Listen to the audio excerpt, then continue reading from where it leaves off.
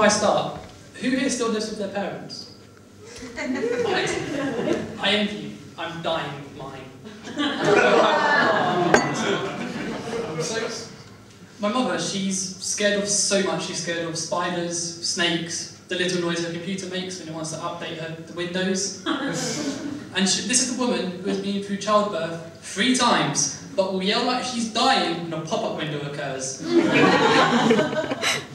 So, the one thing that keeps her up though all night, her nightmares are haunted by this, is the little pop-up windows that have allow or not allow.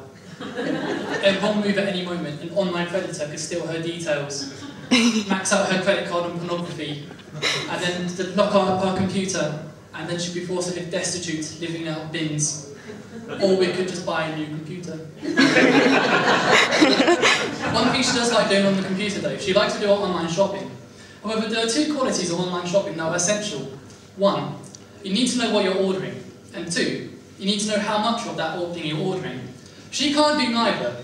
One time she ordered 8 kilograms of pasta, a trial-sized portion of milk, and a massive Brussels sprout. I pointed out it was a lettuce.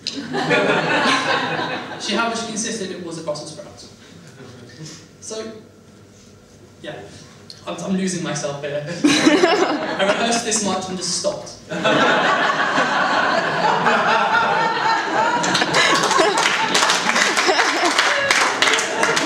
Yeah, she also likes her reality TV.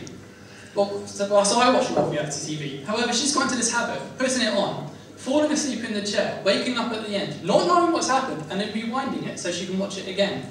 Me, however, I've sat there, watched Casey Price eat kangaroo testicles. I don't want to see her do it again. She also likes her crime dramas. She likes guessing who did it, especially on the repeats. That took a while. And I like watching it too, because it's also helpful to get hints on how to dispose of a middle-aged Caucasian female who doesn't want to know that information.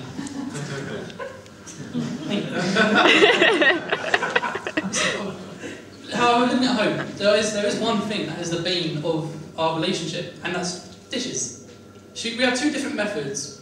She likes to attack them instantly, wash them up, dry and put them inside almost immediately. However, I'm more casual about how I treat my dishes. I leave them there to dry on their own. And my reasoning for this is thus. Astrophysicists have proven that eventually the sun will explode, causing a blast of radiation to wash over the Earth, boiling seas and turning liquids into gases. Eventually, the Earth will be a desiccated husk spiraling through space. Everything will be bone dry, including the dishes. However, I worry that because I don't get out much, my frame of reference is very small. For example, the other day I saw a man eating a Kinder Bueno. However, the way I know how to eat a Kinder Bueno is you break a little bit off and put it in your mouth, nom nom nom. The way this man did it, he opened it up and went, oh. That blew my mind. I've never seen anyone do that before. So I thought, is this the way it works? Am I like a Bueno laughing stock? Is there a secret way of doing this? So I decided I'd buy a load of chocolate Buenos. And I practiced at home, just going, eating and eating until I was covered in blood, sweat and bits of chocolate wafer. However, eventually I heard a noise that will shake any man to his very core. It will send women fleeing out of the room. A bee. A bee had come to steal my sugar. I thought, I'm not having this. I'm not having hours of practice go down the drain because of a bee. So I turned, ready for violence. Shit was going down at this point. But I turned around and realised that it wasn't a bee, it was a fly. So the moral of this story is, flies need their own noise. It's too fucking confusing.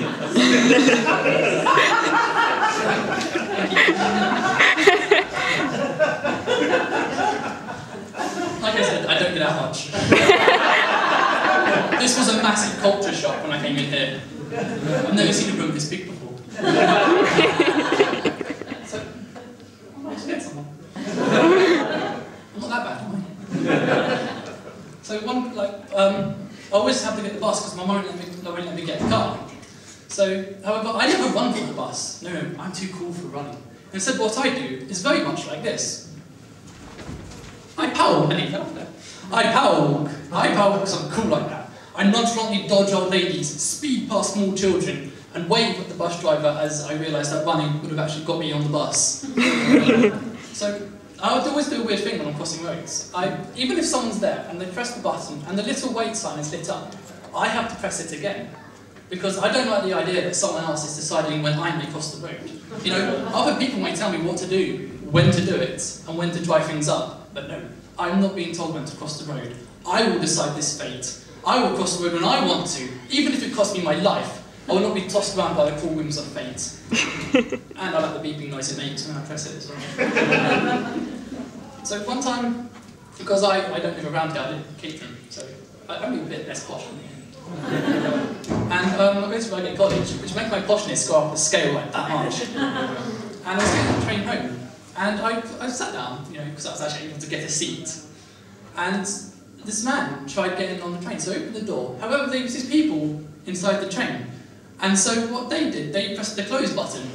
And so the man, undeterred, yeah, bravely, I've got to admit, pressed the button and tried to jump on, but they closed it again, so he was met by the closing doors. And this happened for about 5 minutes, until it looked like he was a dancing chicken, just wanting to get to Red Hill. And I thought to myself, is this how people act? Is there some sort of ritual dance that I haven't seen yet? What dance is it? The merengue? Tango? Cha-cha-cha? I know, I've watched Should Become Dancing. In fact, I've watched it twice. It's been round. And so I got to Red Hill, and I thought, again, and when the train was attaching, I thought to myself, there can't be a God, because no God would let these two a-holes stop this businessman from getting on the train. And I flashed back to when I was little, and I had a little train set, and I would move like the trains around, and I'll decide when the trains were on time and when they weren't. And when I was little, but to detach the train, all it took was for me to go, look. That was it. However, this was taking fucking ages. The train detachment took like 10 minutes. So there can't be a God, because if there was, he could send someone down and detach my fucking train.